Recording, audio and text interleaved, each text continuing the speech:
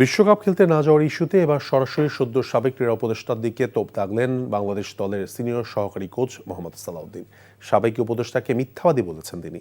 এছাড়াও বিশ্ব আসর খেলতে না পারার হতাশা কাটিয়ে খেলোয়াড়দের মাঠে ফেরানোটাই বড় চ্যালেঞ্জ ছিল বলে জানিয়েছেন সালাউদ্দিন। নিলয় মজুমদারের রিপোর্ট। বিশ্বকাপ না খেলার ইস্যুতে সদ্য সাবেক যুব ও ক্রীড়া উপদেষ্টা আসিফ নজরুলকে মিথ্যাবাদী বলে অভিযুক্ত করেছেন বাংলাদেশ দলের সিনিয়র সহকারী কোচ মোহাম্মদ সালাউদ্দিন। গত 10 ফেব্রুয়ারি তৎকালীন উপদেষ্টা দাবি করেন, খেলোয়াড় ও বিসিবির সিদ্ধান্তেই বিশ্বকাপে খেলেনি বাংলাদেশ।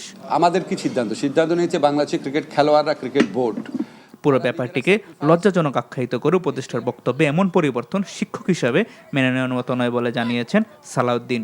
উনি একেবারে এমন মিথ্যা কথা বলছে, আমার বিশেষ করে আমি তো নিজেও টিচার মানুষ, টিচাররা তো একটু মিথ্যা কথা একটু কম বলে, কারণ উনি খাড়ার উপরে এরকম মিথ্যা কথা বলবে এটা আসলে আমি ভাবতে পারতেছি না। আমি কিভাবে ছেলেদের সামনে আসলে মুখ দেখাবো? ছেলেরা উনি এইভাবে ইউটার্ন নিবে। উনি একটা শিক্ষক মানুষ, ঢাকা ইউনিভার্সিটির শিক্ষক উনি, একটা আমার দেশের সর্বোচ্চ বিদ্যাপীঠের একজন মানুষ।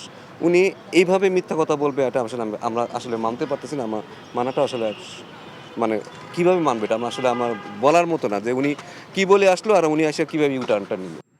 সালাউদ্দিনের দাবি, রাজনীতিকে টানাপোড়েনে বাংলাদেশের বিশ্বকাপ না খেলার সিদ্ধান্ত খেলোয়াড়দের মনোযোগের উপর নেতিবাচক প্রভাব ফেলেছে। শুধু তাই নয়, খেলোয়াড়দের মাঠে ফেরানোই চ্যালেঞ্জ হয়ে উঠেছিল বলে জানিয়েছেন তিনি। পার্সোনাল ক্ষতির কথা আমি বলবো না, পার্সোনাল ক্ষতি একটা ছেলে মানুষের ডিম আমি স্বপ্নটা শেষ করে দিচ্ছি। আমি তো জানি আমার 2টা প্লেয়ার কোমাতে চলে গেছিল, 5 দিন ধরে কোথায় বলে হারাই গেছিল। তারে যে আমরা ওই যে টুর্নামেন্টে মাঠে ফিরে আনতে পারছি, ওইটাই বেশি। আমার মনে হয় এটাই সবচেয়ে বড় সাকসেস কোচিংয়ে আমার জীবনে। দেশে মাঠে আসছে, এসে আবার রান করছে। এছাড়াও সাদমান ইসলাম বিসিএল এর খেলার তালিকায় না থাকায় হতাশা প্রকাশ করেছেন সালাউদ্দিন। Niloy Majumdar, NTV news, Dhaka.